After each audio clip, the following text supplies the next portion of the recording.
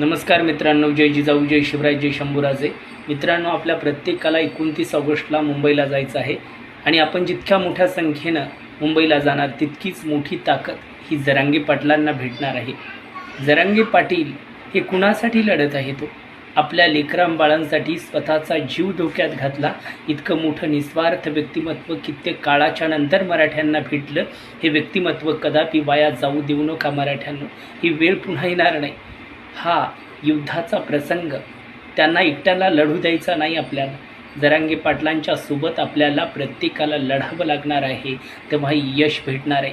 एकीची ताकदच खूप मोठी असते. सत्ताधाऱ्यांना त्यांच्या पायाखालची जमीन सरकावी इतक्या मोठ्या संख्येनं आपल्याला तिथं आपल्या शक्तीचं दर्शन घडवून द्यायचं आहे. मराठे कोण आहेत, याही काळात मराठी इतिहास घडवू शकतात, हे या सत्ताधाऱ्यांना दाखवून द्यायचं आहे. आणि त्यासाठी प्रत्येकाच्या